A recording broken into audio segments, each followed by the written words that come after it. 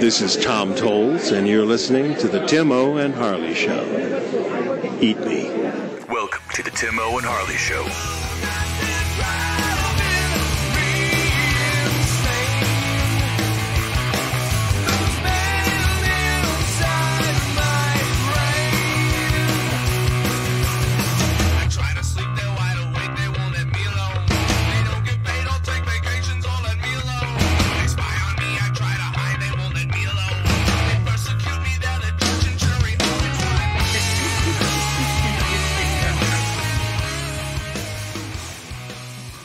Thank you for listening to the Tim O and Harley Show. I am Tim O. Over there is my partner in mind crime, Mr. Ben Harley. Say hello, Harley. What is happening, people? Ben Happenstance Harley.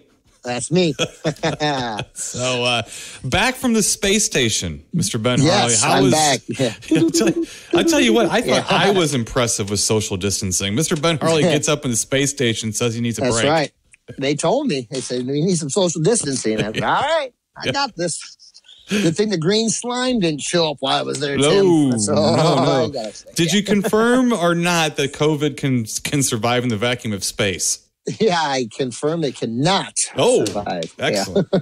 Hello to all the deep thinkers, Mr. Ben Harley. Yes. All deep thinkers. 106% of our audience, scientifically proven, has been scientifically proven even to be from space. Yes, absolutely. Deep space thinkers. Space. Yes, that's right. And one of the original deep thinkers, Mr. Ben Harley, has passed. Yes, has passed. Mr. Eddie Haskell has passed. And I know you wanted to speak on that. He's one of your favorite heels.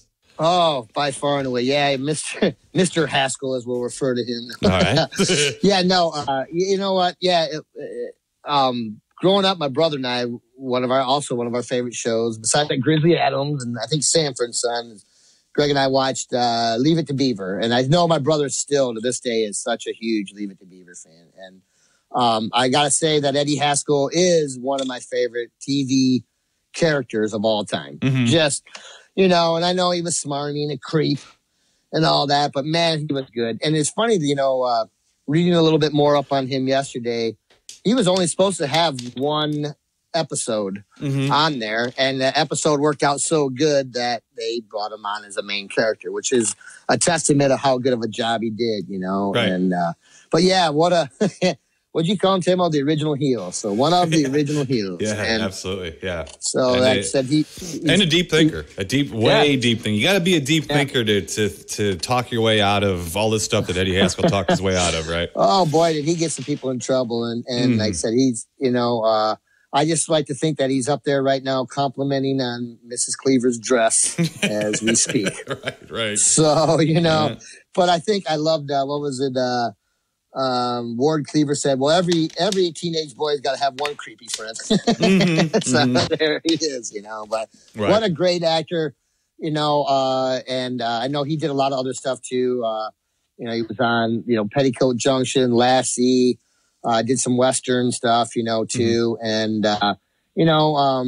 also real quick too, he also became, he was a police officer for the LAPD. Oh, really? He joined the LAPD. And that would be the worst, to get pulled over and get a ticket from Eddie this is Haskell. The thing. Yeah, he actually, they said that he grew a mustache because he didn't want to be recognized, because he kept getting recognized. He didn't want that to be, so he also, and this is crazy, he was shot 5 times in a pursuit. He was pursuing someone, was shot 5 times. Now, this is how lucky Eddie Haskell is, okay? 5 times, 4 of them hit his bulletproof vest. The 5th one hit like his belt buckle and ricocheted. So I'd say he's pretty lucky. Yeah. But yeah, he retired from the department. Also, I think he and old Quincy, what's his name? Jack Klugman? Quincy. Yeah. They both sued the SAG guild or whatever. Because of they were taking royalties from overseas and not dispensing them. Oh, so they were going to sue them. So it was Eddie Haskell and Klugman, and they basically settled out of court before it happened. Oh, okay. Yeah, so good on them for looking out for the, at least for the little guys, I guess. Right, and, right. Well, but that was it's kind kind of neat little story about what he did afterwards. Interesting. But so he basically went from acting to being a cop then. Yeah. Yep, like Steven Seagal. Yeah, really. Yeah, exactly. Nice. Okay. Also, and condolences to his friends and family. What was the actor's name again? I mean, we're still calling him Eddie Haskell. Do you remember his actor's name? Or it's. I don't know. I mean, honestly, I don't know. Yeah, Ken Osmond. Ken Osmond. Wait a minute. Like Dottie Marie Osmond. Was he one of the? Yes. I think he was he was the third Osmond. He was the behind the scenes. There was Osmond. a lot of Osmonds, weren't there? There was about 12 of them. He's the 13th Osmond. Yeah. So, thoughts. 76. I thought it was 73. He died, but he was at 76, and they didn't disclose what he had passed away. He was only 76 years old. Yeah. Wow, I think he'd be a little bit older than that, but interesting. Well, condolences to his. My dad about it today too. So, gotcha. We had a laugh about it. Yeah. So. Well, condolences to his friends and family. Yeah. Also, condolences to Fred Willard's family and friends. He passed away as well. He was in his 80s too. Man, what a character that guy was, huh? Yeah, I always think of Best in Show, which I don't think is like the greatest movie of all time. But as soon as it gets to where he is the play-by-play announcer for the dog show, he's never done one before. He's like a football or baseball guy. That to me is comic genius. And I always remembered him most from that. I did get a riff tracks where he teamed up with Mike. And they did a riff. But I unfortunately have to tell you that I've said this before. It's got to be those three guys. It's got to be them, or else it doesn't work. And it wasn't very good, to be honest with you. But on his own, though, Fred was he was something else. He was a funny guy, for sure. He sure was. Yeah. So, well, God bless him too. Yeah, yes. I know a lot of people mentioned about his passing, so he touched a lot of lives. Yes, sure. Absolutely. So, well, let's get to some stuff I watched here, Mr. Ben Harley. Well, Tim, what do you got? Why don't you lay it right on? Well, first up here we got Saturn III. With Kirk Douglas and Farrah Fawcett and Harvey Keitel dubbed throughout the whole thing. This is a strange movie. I mean, it was... Yeah. It kind of freaked me out as a kid a little bit. Not freaked me out, but it had the this robot. Weird... Yeah, a little bit. Yeah. Well, the whole Farrah Fawcett and old Kirk Douglas too, kind of. Yeah, a little bit too much Douglas butt in the movie. A little bit too much 60-plus-year-old nudity. Which I'm heading toward, but I don't think I'm going to film it and show it to people. No one's going to want to watch it. Nobody wants to watch my 47-year-old nudity. That's why there's a light switch, right, in the bedroom. Exactly. So it was a little bit of fun watching, just because you go back and it is a movie that was destined not to hold up. It was it does not, but it's still interesting to watch. The robot's still pretty cool though, and it's fairly imposing. And it's menacing too. Yeah, totally menacing. And and I remember as a kid kind of really liking the movie. And I've only really watched it maybe a handful of times since it came out. Yeah, we reviewed it, I think. Years ago. We did. Yeah. Okay. Well, and I just remember it was just at that time, a lot of space movie, right? Because of Alien, and things like that. And this had a lot of that in it. It was trying for that. Let's put it that way. Watched War for the Planet of the Apes, which was the third Planet of the Apes film. And is that with Woody Harrelson? Yes. That one? Yeah. I've only seen bits and pieces of that one though, but I've never seen the whole one. Right. I liked the first Rise of the Planet of the Apes. I thought that was a neat movie. I really, and I don't, anyone listening to the show knows, if it's a new movie, you got an uphill battle with me. I don't just don't like the structure of films anymore. I don't like they all have messages in them. I might roll my eyes. It's kind of a groaning thing. I don't know what it is. I don't like it anymore. This wasn't that bad though. This was okay. Yeah. I didn't like the second one hardly at all. Like I watched it. I barely know that one. I liked the first one, but it upset me. It did. Because I was mad at Caesar. I'm like, well, fuck you then. I was, and I understand this problem, but I'm like, man, you can't have the problem for that long. I mean, come on, man. First off, you were raised by a human. You know what I mean? Like, come on, dude. But anyways, so that it upset me. It did. I don't know. It's just, and that's me. My Betsy Wetsy schoolgirlness. But right. But so I had a hard time gravitating, not wanting to see the second one. Right. And I did kind of enjoy what I saw. I mean, I've seen probably 3/4 of the third one that you're speaking of, and I enjoyed it at most, and I liked Woody Harrelson. I mean, that was some crazy stuff they were going, man. Wow, you know, So it was okay. I mean, I thought it was, like I said, much better than the second one. The second one, I think, was too much of monkeys fighting. I mean, at some point, you know, you've watched those World War II shows and said you can't tell the difference between the guys because they got mud in their face. I'm sorry, I'm human. I'm not predisposed to know the difference between monkeys. I can't tell the difference between any of these characters at all. I can't. It's hard, I can't tell. I mean, I know some have scratches on them and stuff. I still can't keep them straight. The only interesting thing I had was maybe trying to. Some of the names were familiar, and it's like from the original Planet of the Apes series from the 70s. So I guess some of the names were interesting to me. Something that stuck out to me, though, I wasn't really sure. I wasn't sure if this was a beat you over the head thing or not. But then again, remember in the first Planet of the Apes, they have the hear no evil, see no evil. When the three of them are sitting there like but when the little girl and the little human girl in the third one, and she finds a piece of a car, and it's Nova. It's a Chevy Nova. And anybody knows that Nova was the girl slave, and we all like Nova. Yes, she was. Yes, we all like Nova. Yeah, I wish she wasn't a slave. I wish she was my girlfriend back then. I'll tell you. Shoo-wee. she was easy on the eyes. Let's see here, Mr. Ben Harley. 1979, we watched Apocalypse Now. Been a little while since I've seen that. So watched the theatrical version. Okay. I am not going to swim through every redex and redo and repoo that they have done with all of these movies. This is, I mean, Apocalypse Now is worse than Blade Runner when it comes to re-edits and stuff. It's like, just give me what came out in theaters. That's what made the movie legendary. I don't need all this extra shit. You know, like, I don't mind. And some of it just doesn't add to it much. You know what I mean? It just doesn't, you know? Like, I know the Apocalypse Now, like they go like the French plantation and stuff, but it doesn't really do any. It diverts from the story. It diverts. It's weird. Yes, it kind of slows it down. It does. And I've watched that version you're talking about, and it's like, and it was weird because watching, I'm like, I don't remember this part now. I know why. Right. I'm like, wait, I really don't remember them going to this, and it's just like.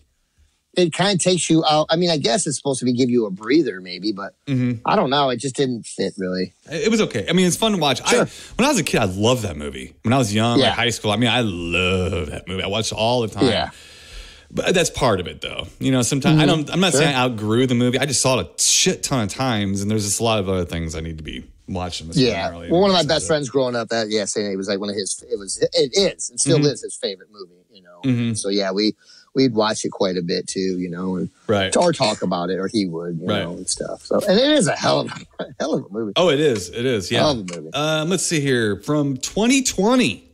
Whoa, wait a second. I had to look at the calendar and make sure that movie didn't get sent to me from the future, and then realize, holy crap, it is 2020. I watched the movie. This is on Amazon Prime. The documentary "Making Waves: The Art of Cinematic Sound." Oh, yes. So this is about sound design and not necessarily scores for films, more like Foley and voiceover, ADR stuff, you know, things like that. Yeah. Really interesting. I liked this movie. I like this movie a lot because it's something people don't think about. And to be frank with you, I'm one of them. It blows my mind. Yeah. And me too. It blows my mind. Like all the years I was like, you know, I had no idea that they, well, I mean, I should say I had no idea, but some of the things I was just like, well, what? Really? Right? It, you know, which is really cool. I mean, it's awesome that, to learn, you know, I like to learn, Tim. I do, you know, but some of that stuff I'm like, really? Or it was like that simple or something, you know what I mean? Like, and then usually like the simplest way is the best or something, you know? Right. But yeah, that stuff blows my mind. Well, this kind of goes from the history of like mono to like 5.1, but it also goes through Foley and it goes through really everything. I mean, it goes through the sounds and it touches a little bit on music, but it doesn't overdo that part of it, which is kind of cool. And then they talk about some movies where like Apocalypse Now was a big part of this, by the way, which is kind of what's instigated me to watch that. But watch it, just about how like in movies they were starting to give like, okay, you are the ambiance. So like if somebody's like in the jungle, the one person was in charge of putting like insect sounds in the background, maybe like trickling water or something. Next person was Foley. You're there for the actual, in your face sound or, sound effects and stuff. Sure. It's just really interesting. Really interesting. Yeah. And they really talked to some heavy hitters, which is cool too. Actually, people that you recognize and stuff talking about this stuff. Pretty good though. It's on Amazon Prime called Making Waves, The Art of Cinematic Sound. Okay. Let's see here. Yes, pretty good. Another documentary, Mr. Ben Harley, on Amazon from 2019. Yeah. Watched Reed Unbound, the Joel M. Reed story. This is the guy who directed Blood-Sucking Freaks. Was Ralu in that? Was that the There's a documentary about everything, Mr. Ben Harley, about everything. Yes, so there is. This is a documentary about him. It's okay. Actually, he died April 12th of COVID. I did not know that, so I looked it up. It's okay. I mean, we're really getting in the weeds when you're watching a full-length documentary on Joel M. Reed. I could have even done without a documentary about Joel M. Reed because it's got his fanboys talking. Actually, one of the people that is discussing this film is John Renna, the director of Dick Johnson and Tommy Gun. Yeah. He directed me, actually, to be honest with you. Did. Yeah. So just a bunch of people just kind of like gushing over Joel M. Reed. I don't know. Yeah. I'll leave that to people who are big fans, but it is what it is. But it's not a bad documentary if you're into this kind of stuff or whatever. Sure. Yeah. No, I had some friends that really liked the Blood-Sucking Freaks movie. Yeah, it's an interesting movie. And a guy that lived across the street from it looked like Ralu or whatever, the vampire. Right. Let's see here. Moving on, Mr. Ben. Let's move on. From 2014, Mr. Ben, I watched another kind of big movie. Really been in the future. I know. Trying to get through some of the stuff I've been hanging on to for 6 years. Watched the movie The Imitation Game. Okay. The movie about Alan Turing. Who in World War II broke the codes and the Nazi codes. And stuff like that. Yes. Alan Turing was credited with basically creating the computer. Wow. The system by which he broke those codes and stuff was kind of the basis on what we have in a computer. Starring Benedict Cumberbatch, or as I like to refer to him as Benny Busybulge. Oh, okay. So Benedict Cumberbatch is actually a pretty good actor. He does plays Doctor Strange in the Marvel films. He's not bad. He's okay. He's a pretty decent actor guy. He is. Imitation Game is actually a pretty good movie. That's why I mention it. It's another decent biography movie, and it's not bad. It's not bad. I enjoyed watching it. Two things, Mr. Ben Harley, real quick. First of all, something that I wanted to. I know you watched also. Dark Side of the Ring. We've been talking about the show, The Dark Side of the Ring. Yes, and the last one here was The Last Ride of the Road Warriors. I got to tell you, as far as I really like this show, Dark Side. I think it's very in depth. I think it gets down the weeds and does stuff. I felt a little betrayed by this episode. Okay, I thought this episode was a little like a week. Yeah, they're holding everything back. Yeah, I don't believe they were giving you the whole thing this time. I mean, I think when they were talking about Chris Benoit and stuff, you were getting some crap that you weren't hearing a whole lot. Right. With this, I kind of felt like, I don't know. What do you think? I mean, you saw it, right? You saw the they might have been pulling back a little because. What did you think? Did you think that? Yeah, a little bit. I didn't. Well, there was a lot of stuff that they just glossed over. And it's what's funny about these episodes. They last, and I know you and I have talked about this. For sometimes a day or two, I'm still thinking about these. I was, after watching this, I woke up about 15 times that night thinking about the damn Road Warriors. And I'm like, what the hell are you doing, dude? Like, you're thinking about, Hawk and how, and things. So, but no, it's like these episodes just stick with me, man. Like, I'm like, some of them I'm depressed about, or I'm like, oh my God, and this one, I'll stick with you on that. But I think it wasn't quite as, I didn't really dig too deep because I think now, and this is kind of like a little bit more local legend anymore, but they had hit a lady here in Toledo, like in their rental car in the parking lot of the sports arena, like blasted her, man. And, and I know that was a big deal. And they, you know, I mean, they're not going to spend time talking about that, you know, in this documentary and stuff. But they did gloss over some things that was, to me, like, it almost was like, because I mean, they had a long career, but that one could have been a 2-hour episode. Yeah, because it just they wasn't compelling. Really, no, and it just glossed over stuff. Like it just kind of, you know, it gave you like real quick who these guys were, what they did as kids, and then all of a sudden, okay, now all of a sudden they train, become wrestlers, and then all of a sudden they're the top of the game. You know, like it just for me, it made me think about a lot of this, the documentary and stuff. How much stuff you're not really learning, or how much stuff they're just kind of glossing over, or stuff like that. Well, not only that, but didn't they say that here is a Legion of Doom, Road Warrior Hawk, and Road Warrior Animal? I'm like, why don't you just keep calling them the Road Warriors? I mean, Road Warriors, Legion of Doom was the Saturday morning cartoon. It was the Super Friends. Super Friends. I mean, in Road Warrior, you had the Hall of Justice, and you had the Legion of Doom. Yeah, and Road Warrior was a little edgier. I mean, it was like that was Burning Well as they were dressing up. Like, I'm like, and you know that was so cool. I mean, I knew that they were, you know, based on the, you know, Mad Max and Road Warrior. I mean, you know, especially once they got past like the little biker gimmick they were doing for just briefly. You know, I'm like, that's really cool. But I didn't know how much that Vernon Wells had, or, you know, had influenced him on that. And it's funny, that guy. Well, they just looked like the guys for the Wasteland guys from Road Warrior. I mean, it made total sense to me.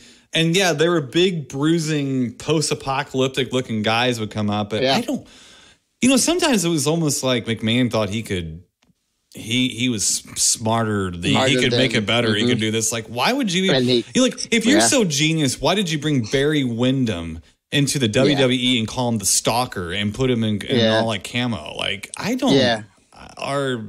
Or bringing in like the Terry Taylor, the Red Rooster. Yeah, that guy was a fantastic wrestler. And you bring him in, and I'm like, wow, right. Or the Dusty Rhodes thing, the polka dots. So.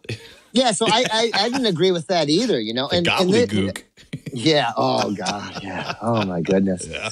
You know what I'm saying? So like, you know, then by the time they got to the WWE, I really wasn't a Road Warrior fan, and at all. You know, I mean, I appreciate the Road Warriors, and I still think they're probably the greatest tag team ever. But the problem for me with the Road Warriors that I never really liked is the fact that I always thought these guys were really going to injure someone like bad in their finishing move.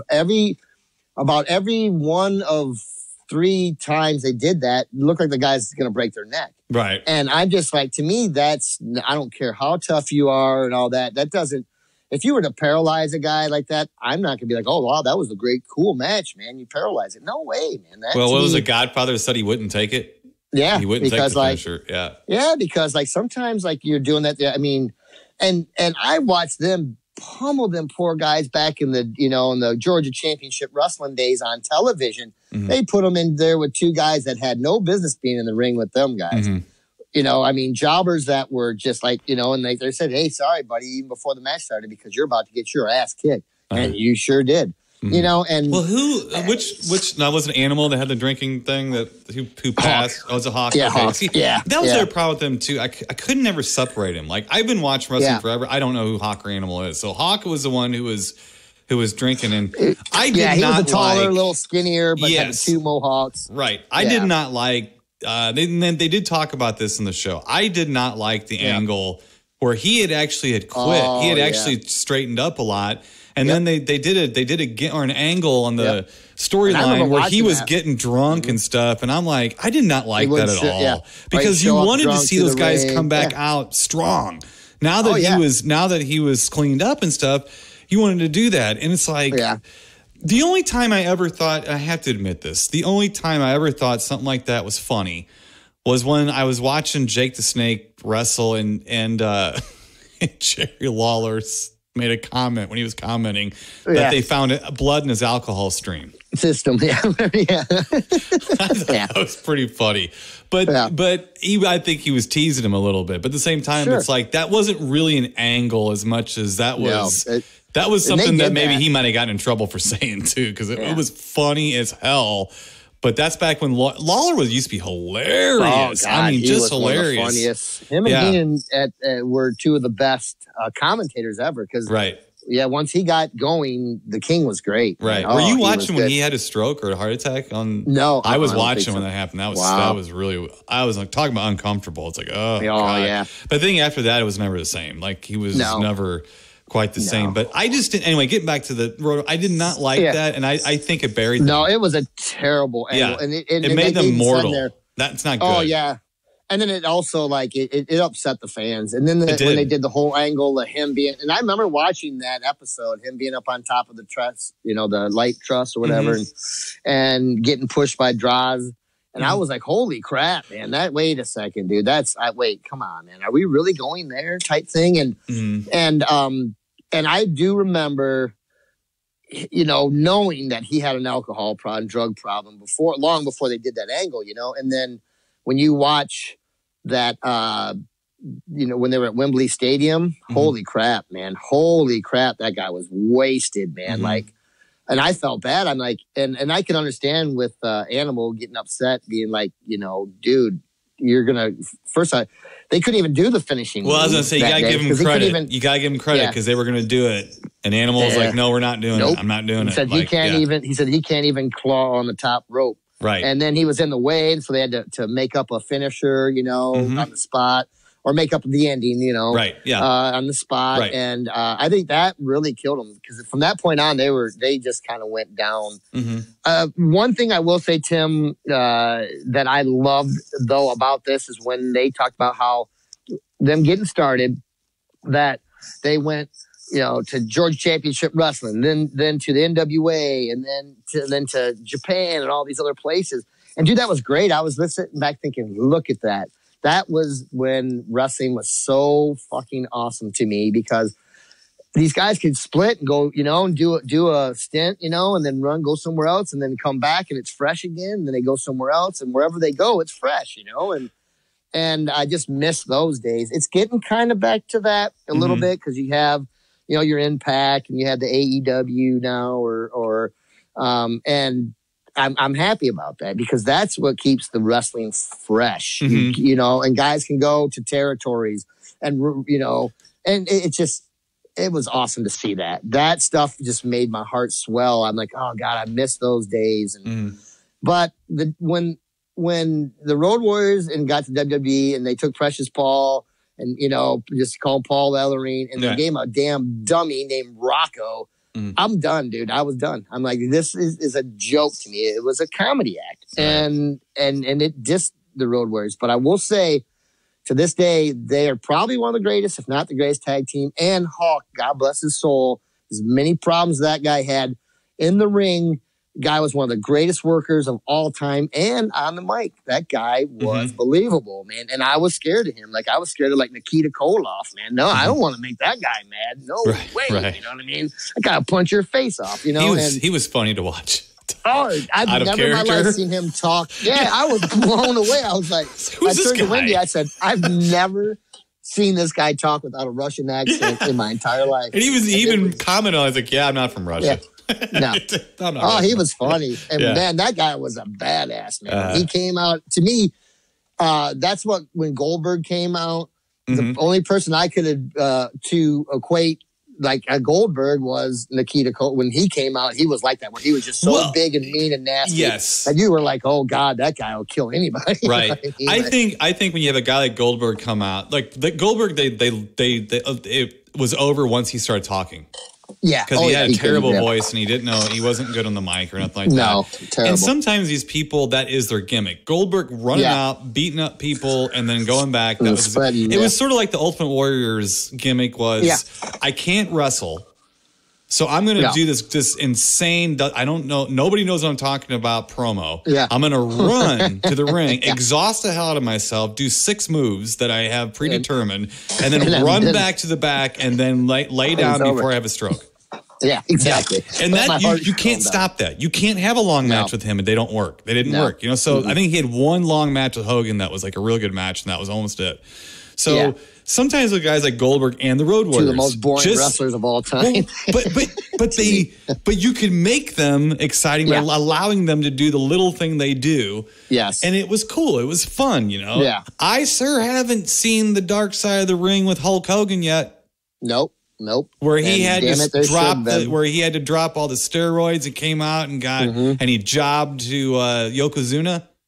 Yeah. No, they don't show that very often, do they? They'll go back and they'll show the drunk Hawk, but they won't go back and they won't show Hogan. They won't show Hogan like handcuffing himself to things. He was bad. I mean, he was awful. He was an awful wrestler. He was terrible. So you're right, buddy. And I would love to see, because there's a lot of dark side to Hulk Hogan, man. We've had Macho Man. We've had Macho Man. Yeah. So where's Hogan? Where's the Hogan? Yeah, because that's the kind of stuff they don't show. They never show Hogan coming out, lost all that weight. Do you remember this? Yep. He lost a shit ton of weight. He went out there and then he got leg dropped by Yokozuna and got pinned. And they don't show it. They don't talk about what they did. Is right after that, they started pushing Lex Luger as the next like muscle god body guy. Exactly. Anyway, interesting show though, Mr. Ben Harley. I'm going to be looking for a Hogan one. I'm going to be looking for a Lex Luger one. Not, you know what, Tim? You and I are going to make one. I don't know if it'll have any weight behind it, but I'm just saying. Yeah, no, exactly. Let's get to our official little film for this week, Mr. Ben Harley. Let's do it, Tim. Let's see here. From 1974. Oh, okay. We got the movie Beyond the Door, or it has many titles. It is mostly known as Beyond the Door. So let's see here. Let me get you out, movie guy, and get you a short storylines. I don't like this storyline synopsis thing here, but this is what I got to work with right now. Yeah. So you deal with it, and then I'm going to hand it over to movie guy. Here we go. Yeah. Okay. Juliette Mills plays a young pregnant woman in San Francisco who is going to have the devil's baby during her strange possession. Richard Johnson shows up to help her. But what does he really want? What does he really want? Yeah. So, okay. Juliette Mills apparently wanted to go to San Francisco and Rome. Yeah. So and Richard Johnson, let's get this out of the way right now. In my favorite double phallic name of all time, he is the best. It's better than Peter O'Toole or anything else. I'm telling you. So, or Richard Long. That's a good one too. You mentioned that one. You did mention that one to me before, but yes. So Richard Johnson. Juliet, he's already been in these flicks. He's already having fun. Richard Johnson is a goofy, funny guy. I mean, if you ever watch interviews with him, I think he's stoned and drunk like 24/7. I like the guy. He's nuts.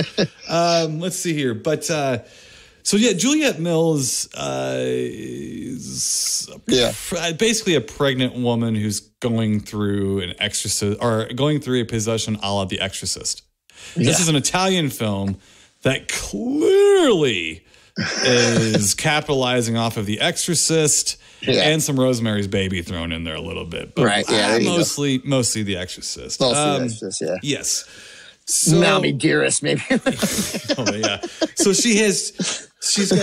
the movie starts off with like a weird voiceover narration by Satan himself. Yeah. So they got Juliette Mills and they got Satan wanting free trips to Rome and San Francisco.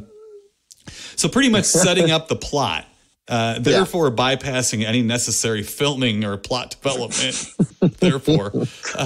Then immediately, you know this is an Italian movie. Then as soon as because it shifts right into a studio session with the Ohio Players. Oh yeah.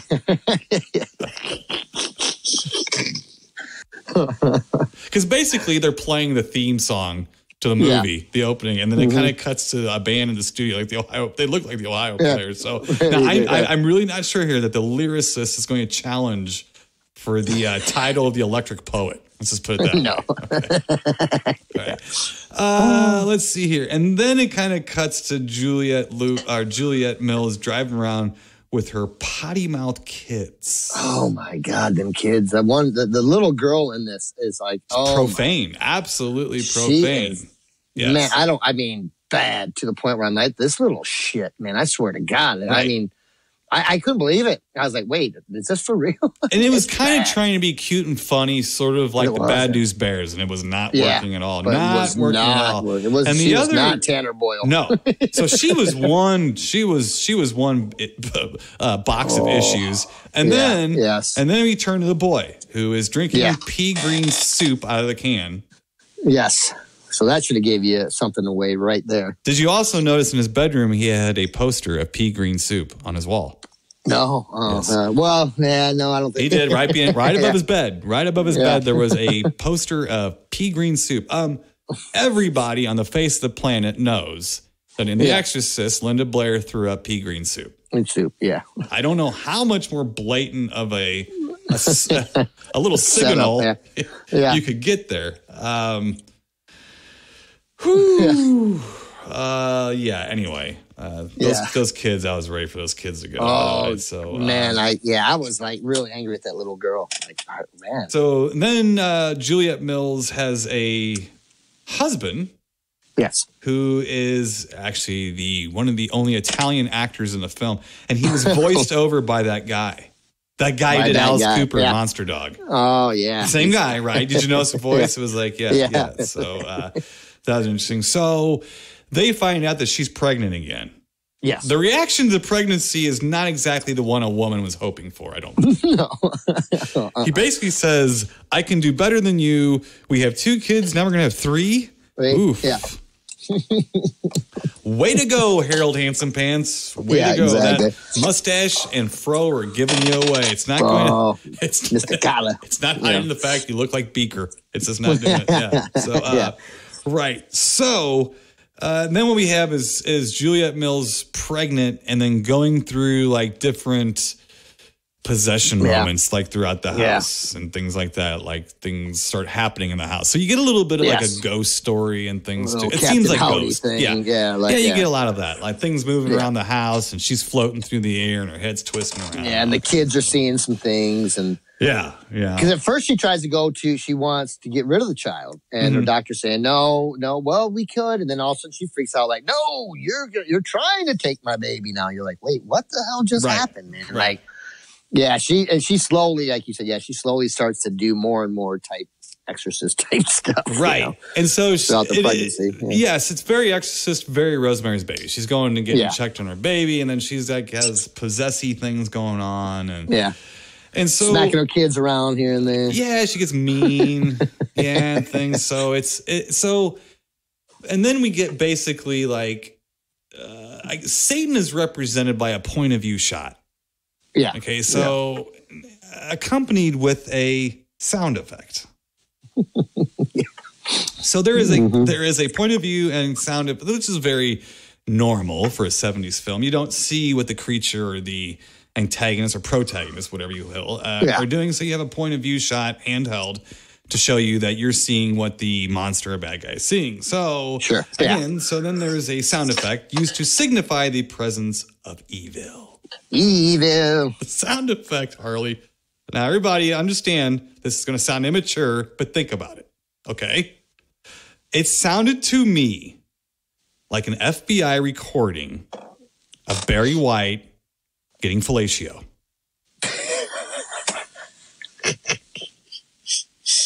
Whew, it did. Yeah. So we have the bad Barry White being pleasured sound effect going on in that. And then the director, you've heard this name before, Video Asinides. The guy who did Tentacles. Yeah. He also did Madhouse. Madhouse is pretty good. If you remember Madhouse, that was the one with the 2 sisters and the birthday and the crazy priest and all that. So this was the first movie he directed. Okay. I like to watch the interviews with a video where he's surprised that Warner Bros. Sued him.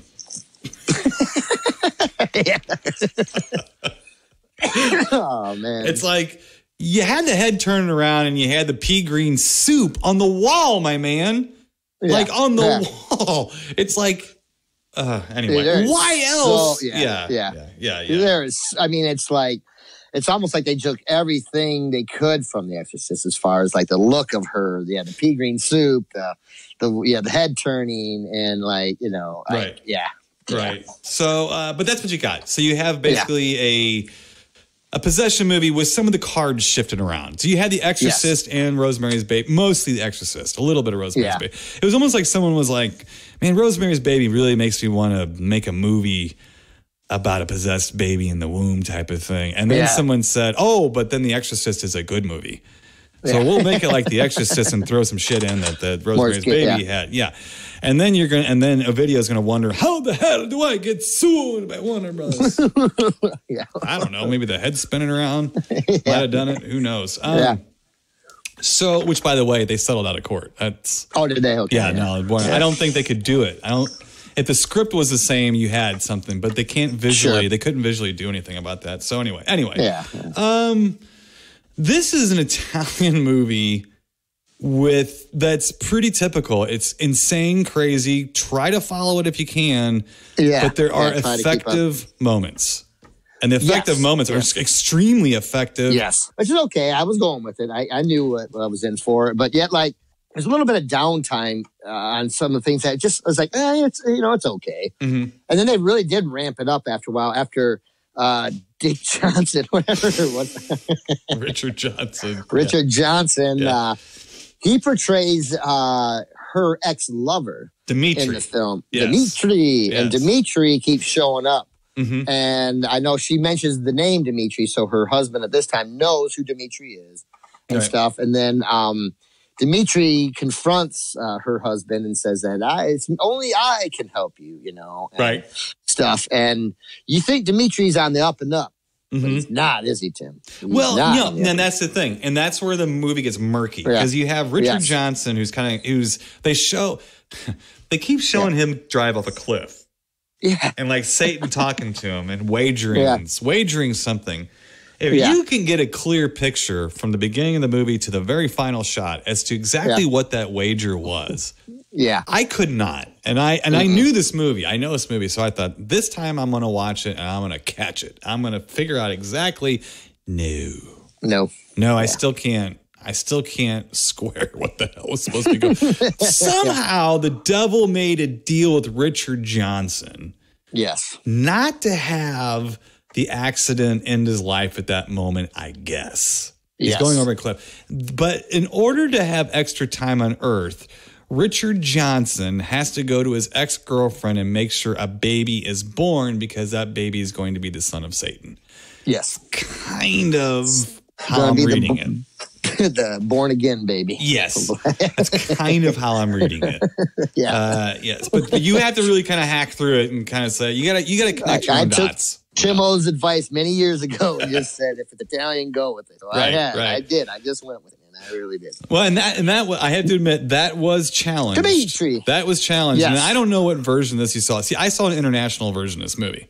So it had 10 minutes. It was 10 minutes longer than the American version. And I know I did the Amazon version. Yeah, you watched the Amazon. You watched The Devil Within Her. So it is on Amazon under the title of the Devil. I watched the Arrow Blu-ray that has been put out. And so and they have an international longer version. So I watched just because I hadn't seen it before. I had seen the American version a few times and hadn't seen it. So I'm not sure if you had this part in your version or not. All right. Okay.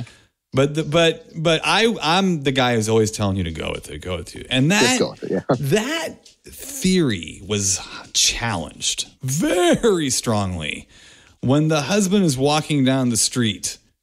Yeah. And he becomes the only man in cinema history to undergo an attack by street musicians for a solid 3 minutes. Yeah, see, I don't think that was in the one I watched. Yeah. So he's walking down the street and he's contemplating things that are going on and stuff. Yeah. All right. Yeah. It's a handheld thing. It's before he meets Dimitri, right? Before he meets Dimitri. Isn't it? I think. But so then all of a sudden he walks by some street musicians. Yeah. One of them happens to be playing the flute through his nose. I'm not making this up and I'm not exaggerating. It is jammed up his nose like it's a straw.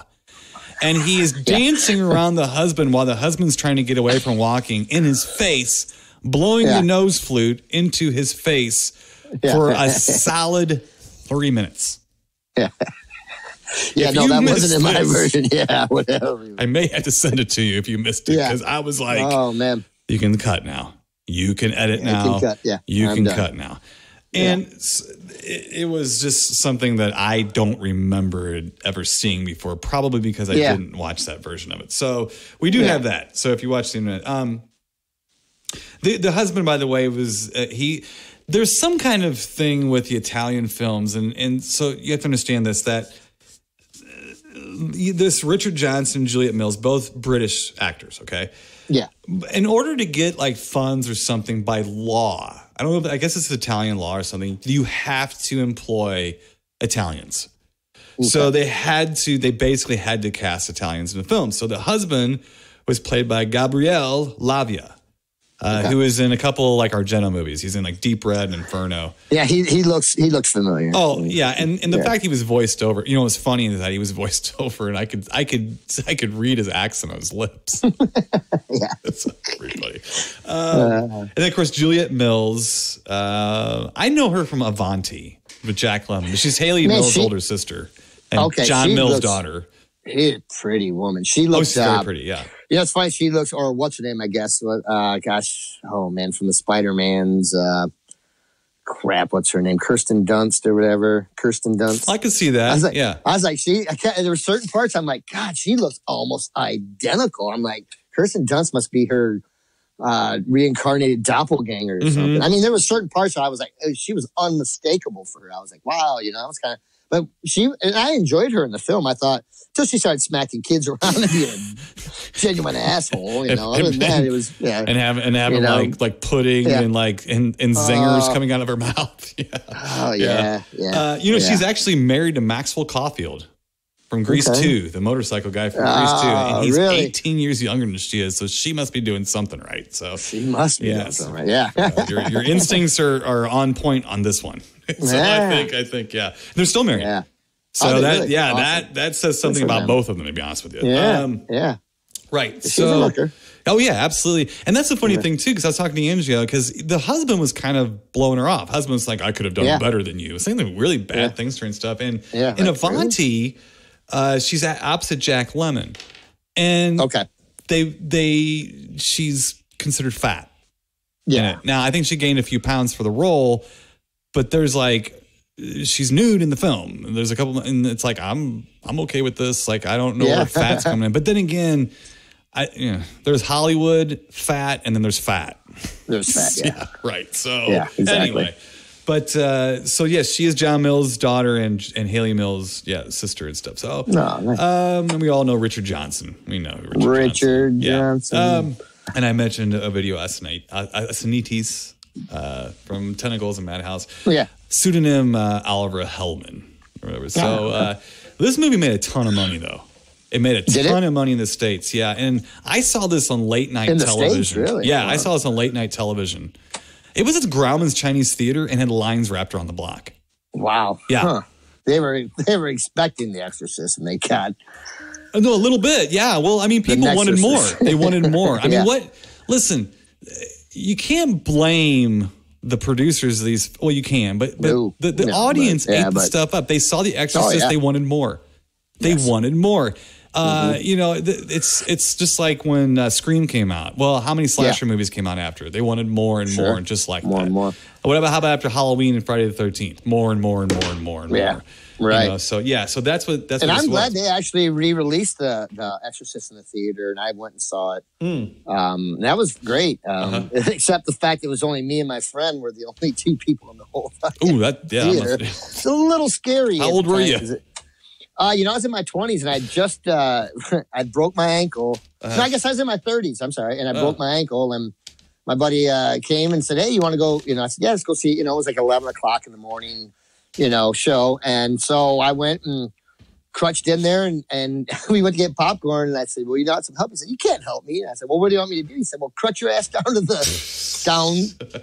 the auditorium or the theater, and I'll be down there. And I said, oh, okay. So I'm not shitting you, Tim. I walked in there right at the beginning of the movie, when it was just starting, and everything was kind of dark, and the light, and it was the Exorcist theme and stuff. And then the lights came up, and I'm standing there by myself. I'm like, oh my God. I was a little scared, dude. It was almost too much because with us, the only two in the whole building, it was so loud, buddy, because It was the one where they redid it. They redid it and they added the part with her coming down the steps like a spider and all that. Mm-hmm. So it was so loud because there was no bodies in there to absorb the sound. Tim, it was deafening. And I swear to God, man, he and I sat there and I was generally kind of freaked out throughout the movie. But yeah, man, it was a trip to sit in a theater, a pretty good sized theater with 2 people and watch The Exorcist. It was something. But yeah, it was great to see it in the theater again. Oh, I'm sure. Or I mean, I should say again because I never got to. Well, right. I was so young,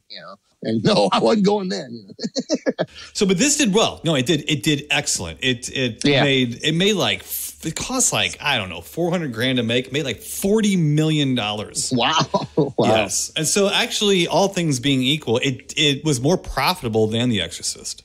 Wow. Crazy. Yeah. That's crazy talk. I know. I guess profitable. I get you. Well, yeah, think about Grizzly being extremely profitable too.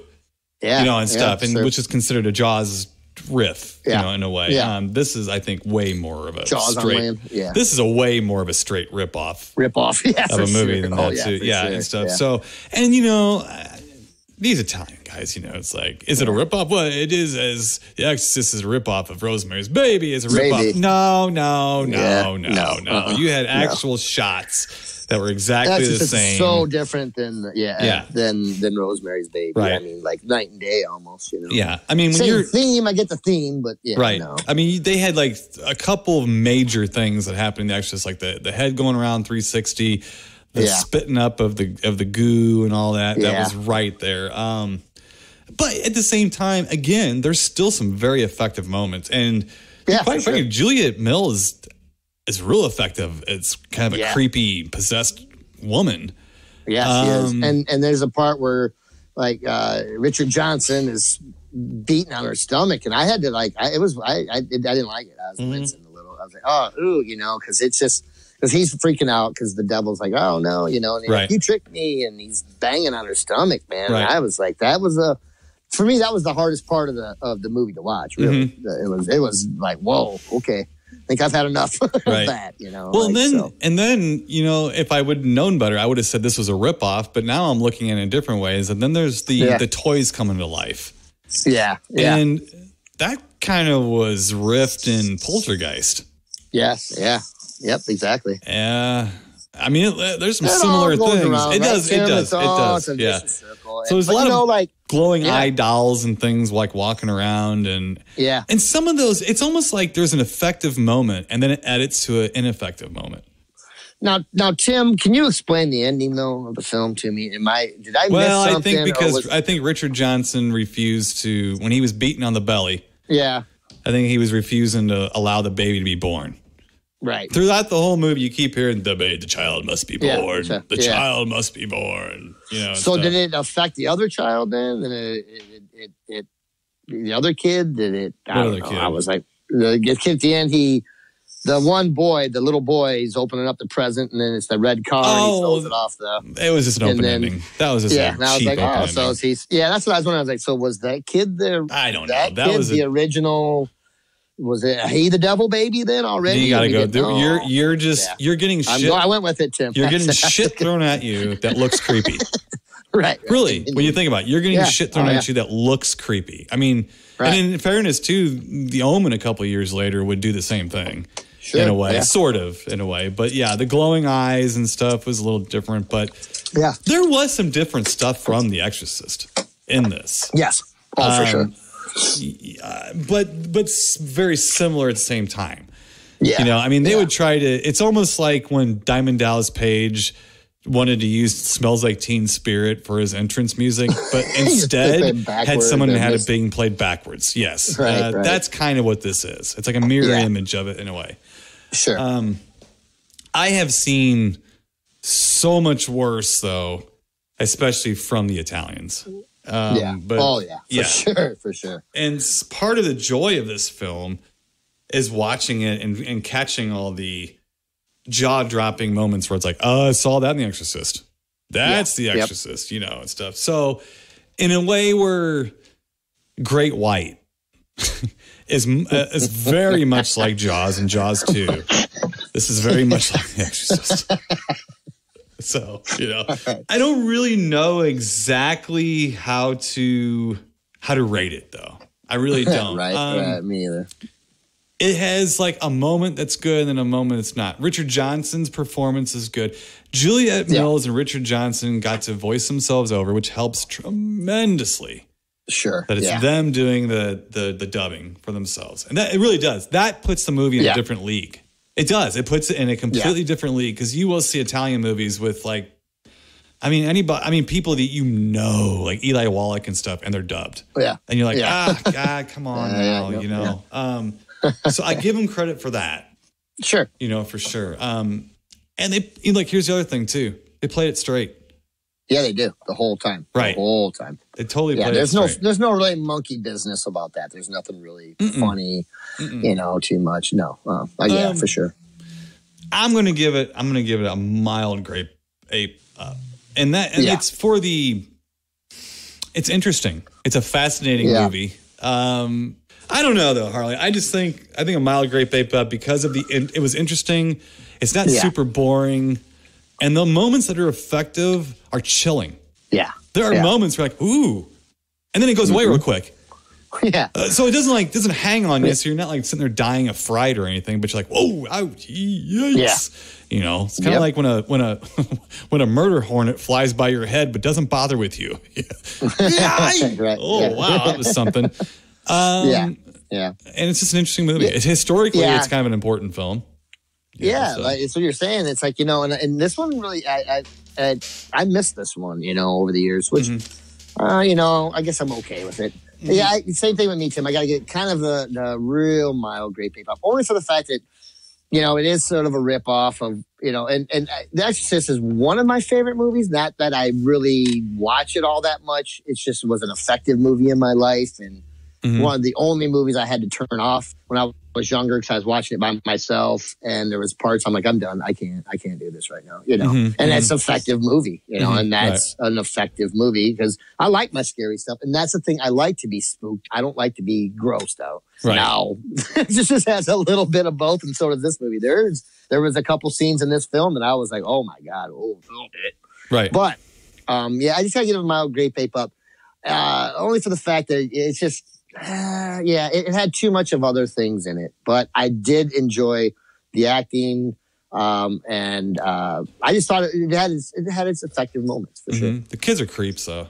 God, that little girl was like, I could not stand her, man. No. Like even at the end, she's reading Love Story on that boat. The kid's like, what? 11, 10, at that, 9. And then the little boy comes down. She winks at him. The boy winks back. I'm like, what is going on here? And I was freaked out. She's reading Love Story. Like, what the hell's going on? Yeah, it's I really believe they're trying to do like a Bad News Bears type of, the kid has a potty mouth and that's cute. Oh, isn't that cute? Little kid sounds like no, it's not. And the little boy to me is worse. That's gross what he's doing. I mean, it's like, I don't like the kids. I don't like the husband a whole lot either. No, Juliette Mills, she's very pretty and everything. That's okay. I like Richard Johnson, I mean, but it's, if you watch Tentacles, there is nothing scary effective in it. I mean, it's just like bad shots of a normal size octopus with a toy boat in a bathtub. I mean, it's terrible. And this one, the most effective stuff is when you get her most possessed. And it's very effective and it's kind of gory and gross and icky and stuff. So, for sure. They did a pretty good job with that. I think the makeup was really good. She looks spooky. Yes. She did. Too. Yeah. And that's what I remember from the first time I saw it. Again, I saw it real late at night on television, mom and pop TV station around here. And I wasn't ready for the effective moments. And they stuck with me. So we'll put it that way. But so very, very, very mildest of mild grape apes up for Beyond the Door. And then you're doing the same thing, Harley? Yes, sir. Yeah. All right. Just a mild grape ape up there. All right. So there's a little bit of Italy for you. There you go. Yes. Yeah. So I don't know what we're doing next week, Mr. Ben Harley. Just go with it. Yeah. right. So let's get out of here, Mr. Ben Harley. Not sure what we're doing next week, but I know it's going to be genius, riveting, incredible. Yes. I don't know what country it's going to be from. I have nothing. I got nothing for you. Space. I promise you one thing though. It's gonna be around in about 7 days. We can promise you that. So exactly. Until then, Mr. Ben Harley and all you deep thinkers out there, keep it safe and friendly and stay spooky. And we'll talk to you then. All right. Keep it creepy, people. You've been listening to the Timo and Harley Show, brought to you by ScreenPrintingFactory.com, your affordable one-stop solution to all your screen printing needs.